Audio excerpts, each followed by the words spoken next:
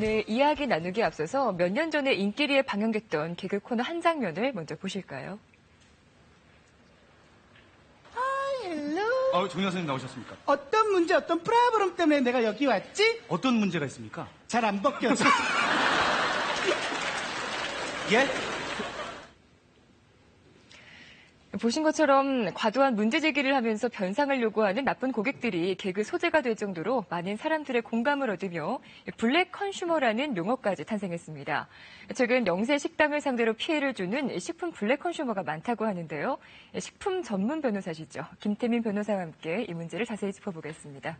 어서 오세요. 네, 안녕하십니까.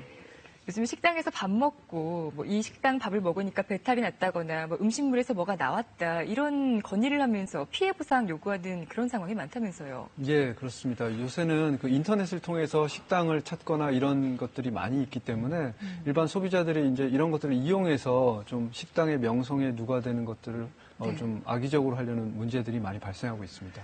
유명한 레스토랑에서 이런 일이 발생하면 파장이 상당할 텐데 요즘은 댓글이나 악플이 많이 달리잖아요. 예, 맞습니다. 네, 그런 예. 것 때문에 고민도 참 많겠습니다. 예. 이상이 있었을 때 당연히 문제 제기를 하는 것이 소비자의 권리가 아닐까 싶기도 하겠지만 영세 식당을 협박해서 돈을 뜯어낸 범죄가 드러나면서 이 사건이 논란이 되고 있습니다. 관련 사례를 보시겠습니다. 32살 최 모 씨의 사기는 2년 전부터 시작됐습니다. 최 씨는 배달업체에 전화를 걸어 포장해간 음식에서 이물질이 나왔다고 협박을 합니다. 실제로는 음식을 주문한 적도 없지만 대부분 업체가 악성 민원을 우려해 최 씨에게 돈을 보냈습니다.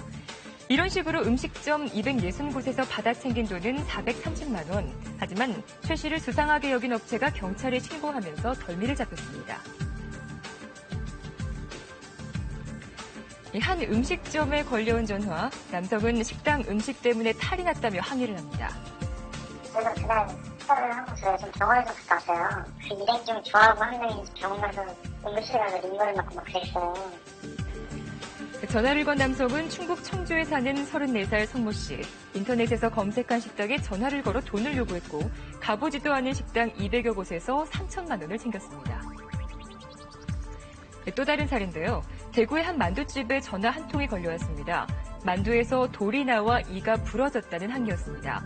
부러진 치아 사진과 진료 영수증까지 보내왔는데 모두 가짜였습니다. 이모 씨는 인터넷에서 유명 맛집을 검색한 뒤 돌이 나온 음식을 팔아 이가 부러지게 했다며 치료비 등을 요구했고 150여 곳의 음식점에서 4,700여만 원을 뜯어냈습니다. 저런 협박을 당했을 경우에 영세 식당 같은 경우에는 그냥 속수무책으로 당하는 경우가 많다면서요. 예, 일반적으로 그 대기업의 경우에는 이런 전담팀이라든가 과학적인 조사를 통해서 이물이 정말 발생했는지를 조사할 수 있는 능력이 있습니다. 네. 하지만 이런 영세 식당의 경우에는 사실 법적으로 그 이물이 어떻게 해서 발생했는지 원인을 조사할 수 있는 능력이 있는지가 의심스럽기 때문에 그걸 밝히기가 사실 어렵습니다. 그렇기 때문에 대부분이 소비자들의 이런 악성 민원에 이끌려가는 경우가 많이 있습니다. 그냥 막 우길 거 아니에요. 협박을 하고. 예, 맞습니다. 그러니까 얼마나 사실관계를 증명하기가 어렵겠습니까.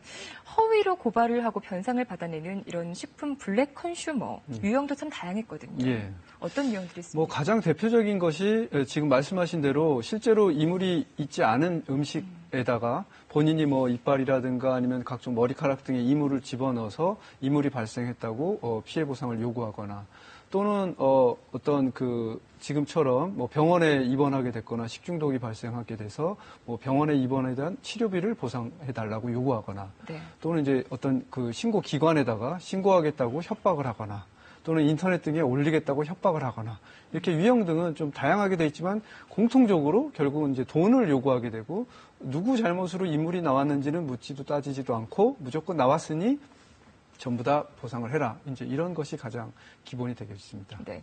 이쯤에서 용어를 다시 한번 정리를 해보고 싶은데요. 식품 블랙 컨슈머와 식파러치는 구별을 해서 봐야 될 것 같은데 어떻게 다릅니까? 일반적으로 식품 블랙 컨슈머라고 말씀을 하시는데 아마도 블랙 컨슈머라고 하는 전체적인 그 용어 자체가 이제 그 악의적인 소비자들을 통칭하는 용어로 일반적으로 사용되는데 이제 그 중에서 식품에 대해서만 주로 이제 하는 그런 악성 소비자들을 식품 블랙 컨슈머라고 말씀하실 수 있겠고요. 네. 또 식파라치라고 하는 것은 일반적으로 공공기관 또는 그 관할 행정기관에 신고를 함으로써 포상금을 받는 제도들이 있습니다. 이제 이런 포상금을 노리고 하는 그런 블랙 컨슈머들을 통칭해서 식파라치라고 좀 분류를 할 수가 있고, 어떤 개별 식당 또는 개별 어떤 업체를 통해서 보상을 받으려는 사람들은 블랙 컨슈머, 네. 이렇게 좀 구분을 할 수는 있을 것 같습니다. 그런데 그 블랙 컨슈머가 기승을 부리는 이유 중에 하나가 식파라치 제도 때문이다라는 지적이 있어요. 뭐 그 제도 때문은 아니겠지만 일단 우리나라에 지금 공익신고자 보호법이라는 법령이 있는데 네. 그 법에서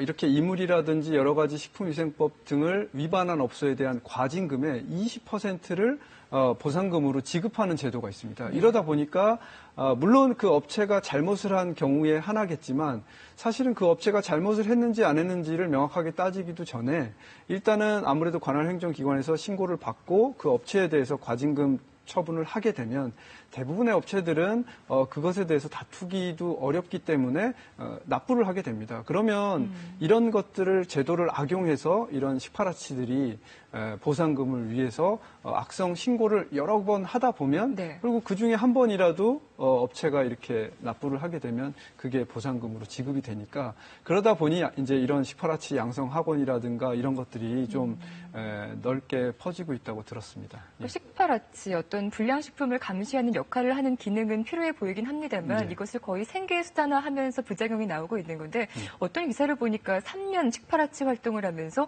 1억을 모았다고 그래요. 이게 가능합니까?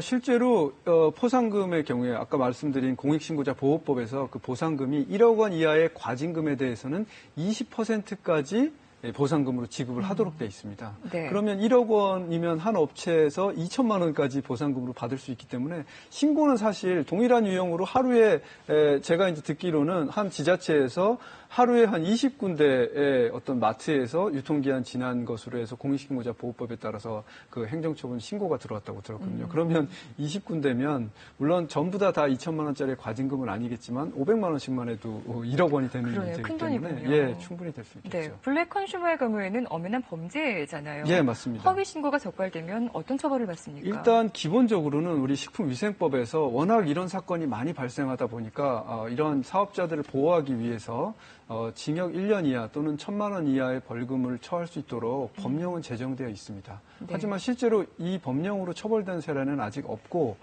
이게 어려운 게 뭐냐면 일반적으로 우리 식품의약품안전처에서 조사를 하게 되는데 아무래도 식약처는 영업자를 단속하고 적발하는 데 중점을 둔 수사기관이기 때문에 이런 그 허위 신고에 대해서 소비자들을 조사하는데 아무래도 전문성이라든가 또 그 조사하는 데 있어서 좀 미진한 점이 있습니다. 네. 그래서 일반적으로 경찰에서는 결국 협박을 해서 돈을 갈취하는 공갈죄에 해당이 되기 때문에 이렇게 공갈죄로 처벌을 하도록 돼 있는데 사실상 이물이 나왔는지 안 나왔는지 이물이 정말 허위로 고의로 이 소비자가 집어넣는지 아닌지를 사실은 과학적으로 입증하는 게 거의 그렇죠. 불가능하기 때문에 네. 그 고의성을 입증하는 게 어렵고 그러다 보면 결국 처벌을 할 수가 없는 사례들이 대부분입니다. 말씀하신 것처럼 참 처벌이 어려운 상황입니다. 그런데 블랙 컨슈머 때문에 영업정지를 당했던 한 빵집 가맹점이 대법원까지 가는 법정 다툼 끝에 승소 판결을 받았습니다. 관련 영상 보시겠습니다.